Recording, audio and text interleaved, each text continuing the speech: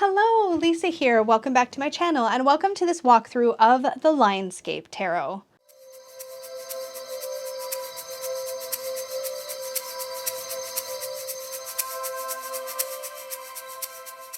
The Linescape Tarot is created by Mate, I hope I'm pronouncing that right, of Destiny.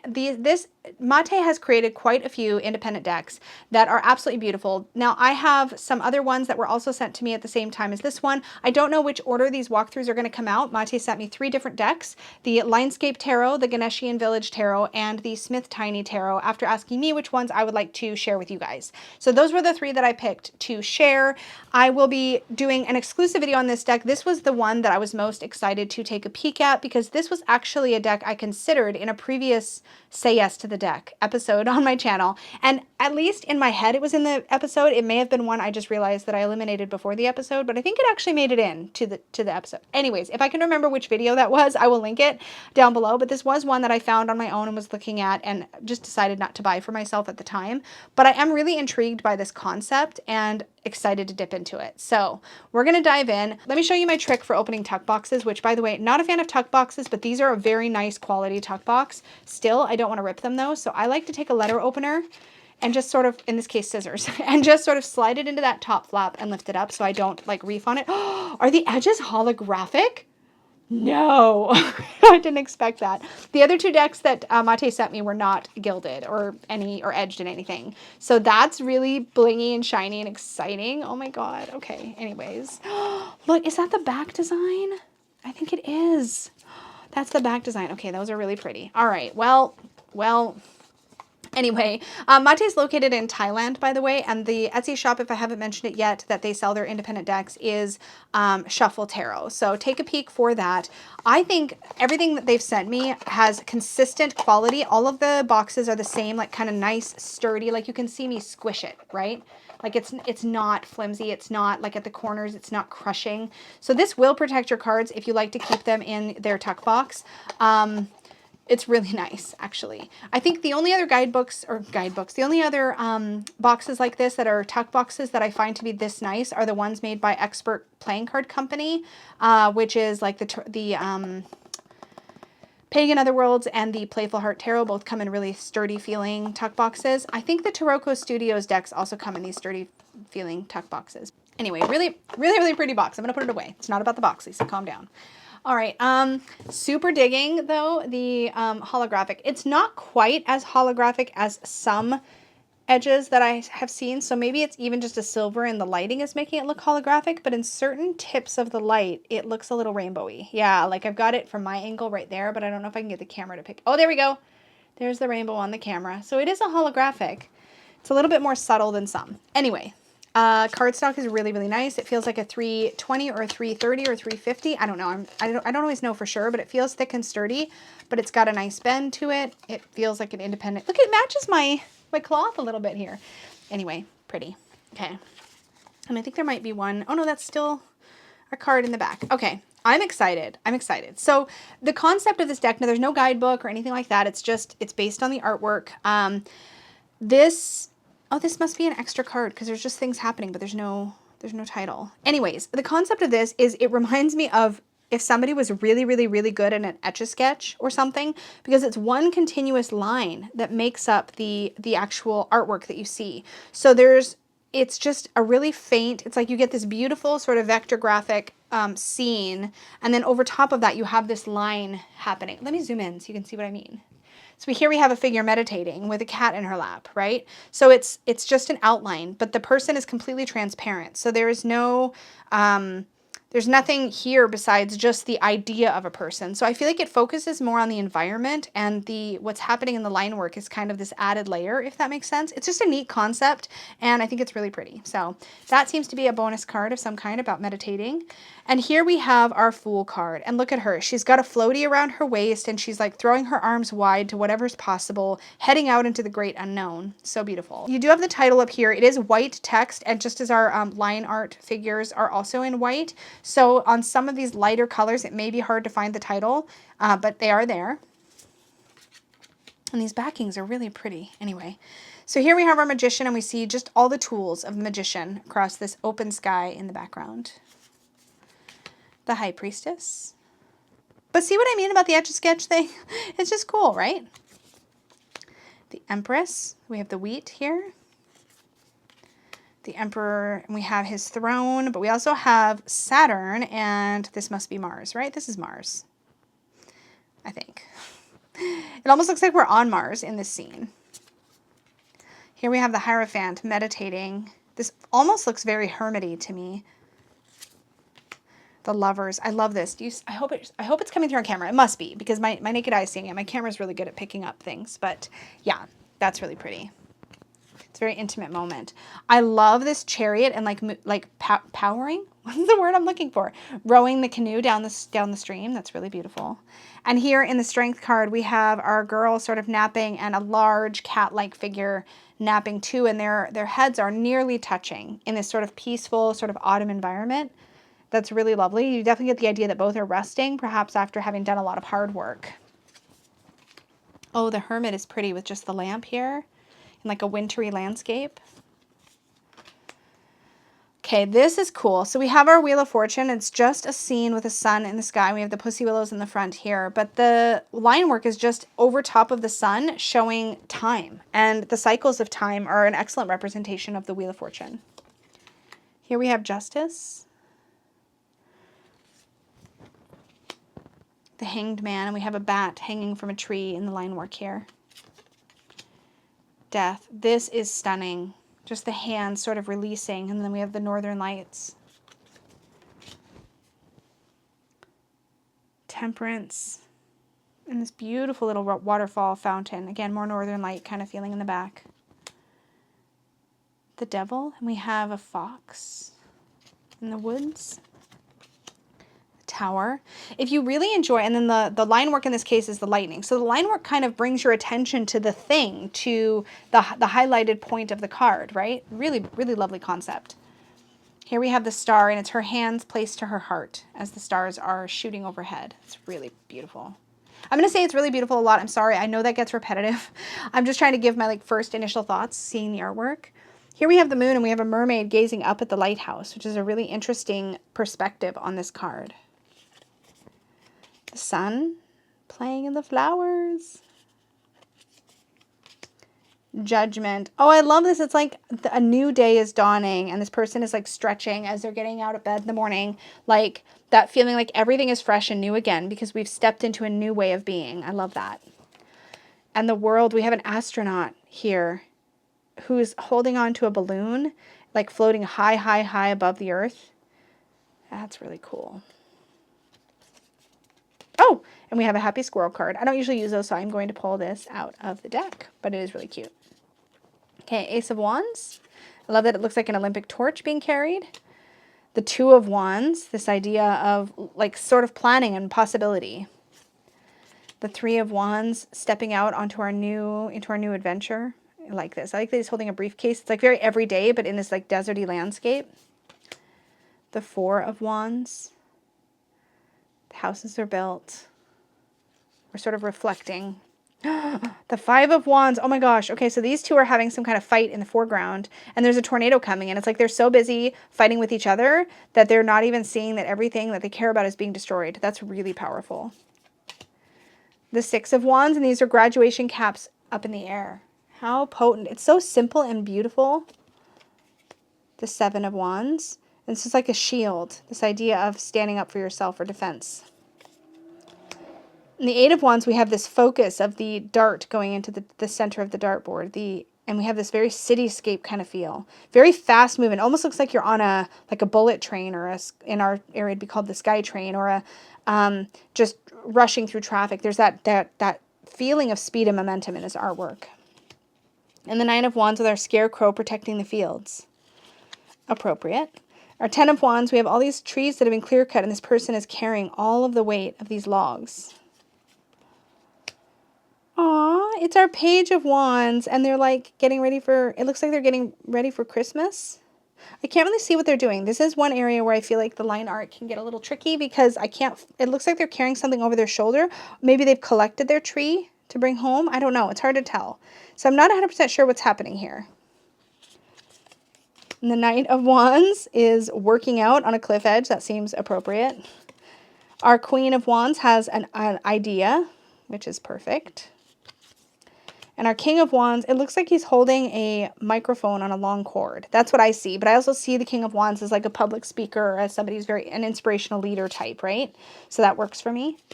And then we're into the cups. Okay, so I like that the Ace of Cups is like a genie's bottle, right? This idea of wishes and that feeling of like anything's possible, but from an emotional perspective.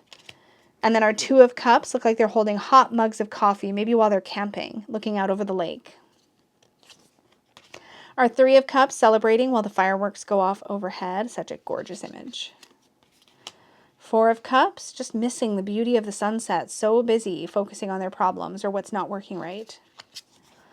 The Five of Cups, this idea of grief and sadness. This landscape really has that mood. The Six of Cups. Oh, the single rose. This reminds me of like opening up an old box of like, has anybody ever done this? Like kept a box of like letters and cards from like old boyfriends or girlfriends or like, you know, old relationships or memories, and just kind of like, this just makes me feel like remembering your high school sweetheart or something. I don't know. I don't know why that's where my brain went, but that's where my brain went with that. It's really beautiful. Seven of Cups. So this looks like modeling in sort of, like some kind of 3D software and all of this paint. So this idea of like, okay, I've got the like landscape done, but now I don't know how to design it or color it or finish it. Like there's this like stasis of like, I don't know what's next. Like I know what I kind of want to do, but I don't know how I'm going to get there. Very Seven of Cups energy. Ooh, this is a lot. So in the Eight of Cups here, we have two figures with this big knot of emotions between them, and they're facing away from one another. So the choice here needs to be, do they turn and face each other and untangle this together? Or does one of them turn around and snip that cord and walk away? The Nine of Cups. Okay, it's all shoes.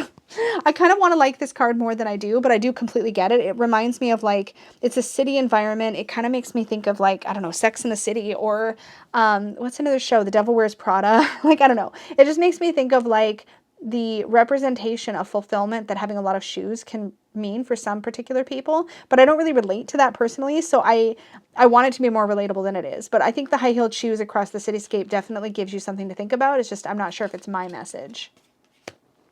The Ten of Cups. Oh, this is so cute. The little family. I like that it's not a traditional rainbow, but rather has this like color palette of blues. So pretty. Page of Cups, watering a little plant. That's so great. I love that. The Knight of Cups is at the sea. And it looks like they are, oh, I see. So this person is like at the sea and they've got like a cup to their hand with this curly cord making a little heart. It's as if they're like lying at the beach on the phone, like, you know, being a little romantic. I don't know. I know what I'm thinking, but I'm not articulating it very well. The Queen of Cups, this is so breathtaking. So we have this like moonlit night and these lanterns overhead, and she's full and pregnant as the moon is full. And because she's transparent, we see the moon through her body. I just think that's a really beautiful image. The King of Cups. I love this. He has his kid on his shoulders, and they look like they're maybe at the aquarium. Love that. And we're into the swords. The Ace of Swords. Oh, look at this. The Two of Swords. This very still night, the shooting star, and this ear. Like this concept of just listen. Three of Swords for heartbreak. This looks like the rose from Beauty and the Beast. The Four of Swords. Being in the cave, shelter away from the storm. Very poignant for the meaning of the card. The Five of Swords. Oh man, this like thumb pressing down on this like figure in a suit. You can't even see the figure's own head because there's this feeling of oppression and bullying, and that's just, ugh. Yeah. The Six of Swords and the passage of time. This kind of gives me a time heals all wounds because you have this ripply water. So in the Six of Swords, traditionally, we have a boat that's on like wavy, ripply water. And then up ahead of that boat is clear sailing or clear water. And you get the idea that we're moving from a rough time into a better time. And here we're getting the same feeling accompanied by the thing that's causing the transition is time. So time is what's helping us move from rough to smooth. And there's a nice lesson in that card. The Seven of Swords with the hands crossed absolutely speaks to deception. Things aren't maybe as you see them or as they seem to be. And then we have the Eight of Swords, and there's this feeling of like, it looks like a ball and chain and then this fire happening. Like you're feeling really trapped. You're feeling weighed down. This fire is raging all around you. You're overwhelmed. This definitely gives that vibe. And it's done with such simple line work. It's just really incredible. The Nine of Swords, just a scary scene with this crow coming down. I'm not afraid of crows, so I feel like this could be spookier, but that's okay. I get what they're doing here.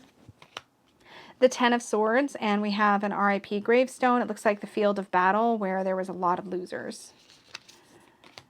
Page of Swords is rocking out. That's not how I would typically see the Page of Swords. That almost feels more like a Page of Wands energy to me.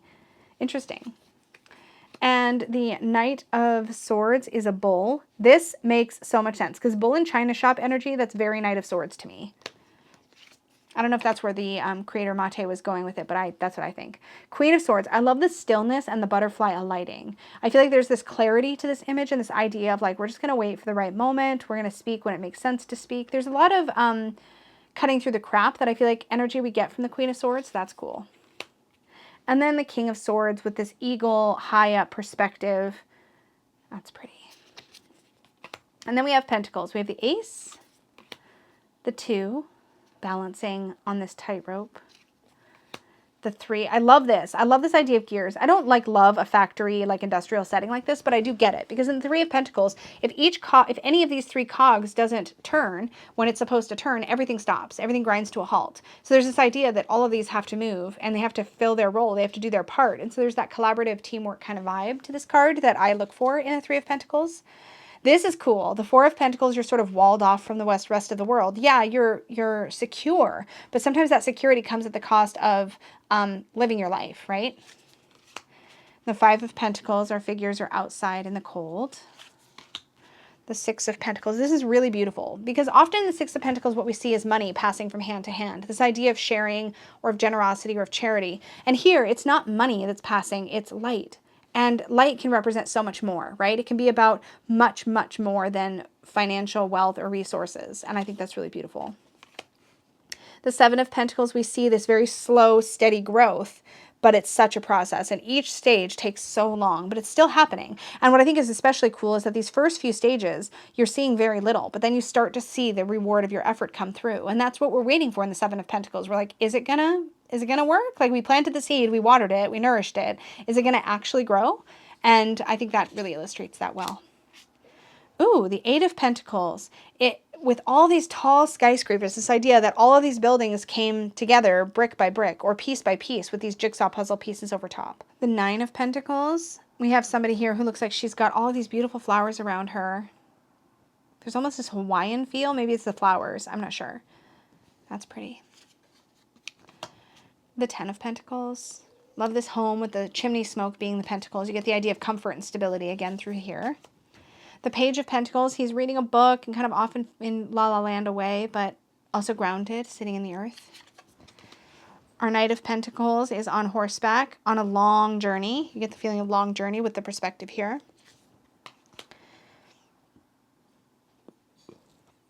The Queen of Pentacles. You almost immediately get this, I almost immediately get this feeling of a nurse. We see a heart and a shield and this heartbeat symbol. And that's all I think of as a nurse. And I don't know if that's intentional, but I mean, nurses, Queen of Pentacles, that works for me, but I don't know if that's what's intended. I do wish that Mate would do guidebooks, even just little pamphlets to give us an idea of what they were intending with the creation of the cards. King of Pentacles. Half heart, half brain. I love that. And then we have some more bonus cards. There's a Linescape tarot card there. Another one of these double-sided cards here. Thanks for your support. Oh, and then there's some bonus cards. So we have season cards. Spring, summer, autumn, and winter. Pretty. So the spring card, there's these 2 little cats sitting outside. Sorry for knocking my camera. In the summer card, we see maybe a dad teaching his son to ride a bike.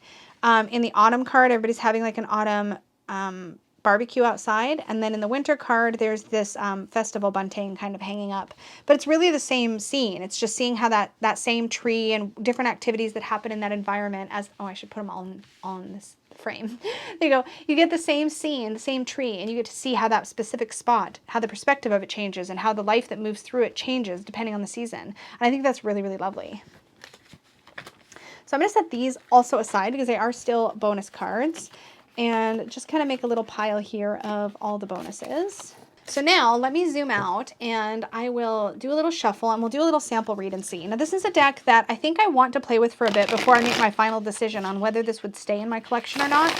I definitely am really drawn to it. I know that I talked myself out of it and say yes to the deck though. And I will say that there's a lot of cards in here I really, really loved. There were a few that confused me or a few that stumped me. I also wonder, it feels like a slow deck in a way. It kind of feels like maybe that kind of thing where it might work really, really well in big spreads, or it might work better just one or two cards. So we're going to try a sample reading, just intuitively. There's no guidebook to refer to, but I'm going to try a sample reading and just see kind of how I feel about it in practice, and also see what the shuffle's like. I just shuffled it, but I want to pay attention this time. So it's a little firm, but it has nice bend and a really good mix. Great bridge. So it's got some bounce back. Again, this feels like a really nice independent cardstock. The gilding doesn't have that, it doesn't feel super sharp, but I definitely feel it. If you don't like that feeling, that might bug you, but it is really pretty gilding. So there's that. I don't think this was Kickstartered or anything. I think this just came out. I think Mate just produced this and put it in their Etsy shop, but it has a very peaceful vibe, this deck. Okay, one more shuffle. Let's do a little energy obstacle advice. So energy for the week ahead, obstacle and advice. Energy, we have the 10 of Cups. Obstacle, we have the 10 of Pentacles. Interesting. And advice, we have the 8 of Swords. So let's zoom in and have a little chat about these three cards. So for me, if I was reading this for myself, and I'm reading it for the collective, so let's just see what comes through. So energy for the week ahead would be emotional fulfillment. There's a real feeling of being connected to others, of feeling like you're harmonious with others in some way. But the obstacle to that is perhaps a focus, maybe even too much focus on security and stability over living your life. Like there may be a tendency to focus on the tangible material gains or the tangible material things in your life this week, as opposed to the feeling, because I feel like there's a real sense of blessing and fulfillment, but then almost like a sense of being weighed down when we look at the 10 of Pentacles as an obstacle.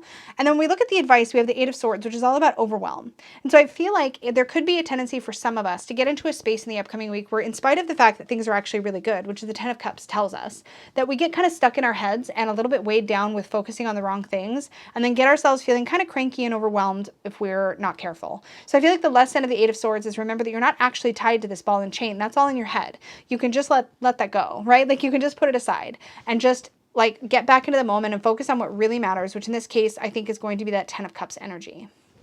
Okay, so I think that read pretty well. Let me just dip into the deck here and pull another 3 cards just to see what I think. So here I have the 6 of Pentacles, the 5 of Pentacles, and the High Priestess. So here I might speak to the idea that the energy of the week is about sharing our wisdom, or in some way being generous with our time or energetic resources with others in our lives this week. But the obstacle to that is maybe feeling like we don't have anybody doing that for us. Almost like a self-pity sort of roller coaster. We might get into a little bit of a pity party if we're not careful. Like we enjoy being generous with our time and resources with others, but we might also feel like maybe we're not getting the same in return. And maybe there's some advice here with the High Priestess to sort of check yourself, just sort of dip into your intuition, dip into your higher self, and ask yourself if that's intentional, or if that's something you need to be concerned with addressing or fixing, or if really there's some sort of emotional thing of your own that you need to sort out and work through. So those are just a couple sample readings with the deck. I do think that this is really beautifully illustrated and drawn. I am at a place, like I said, with my current decks right now that I have, where I feel like I've got a lot of things that I really love, and I'm being incredibly selective about what comes in and stays in my collection. But I have to admit, I was very excited to share this with you guys because I did almost pull the trigger on purchasing this for myself in a previous Say Yes to the Deck. So this deck has intrigued me on and off again for some time now. Having it in hand, I'm incredibly impressed by the quality, and I do think that it would make a good reader.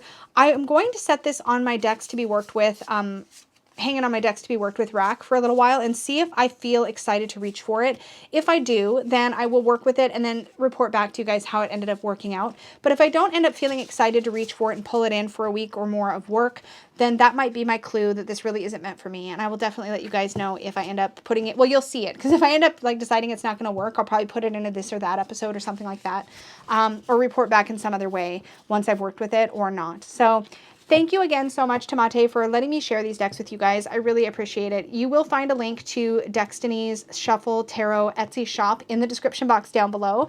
I'm really curious to hear what you guys think of the Linescape Tarot. I think it's really, really pretty and super unique concept. Again, it gives me that, like, if somebody was really, really good with an etch-a-sketch. I almost said etchy-sketch. With an etch-a-sketch kind of vibe. That's what it makes me, whoops. That's what it makes me think of.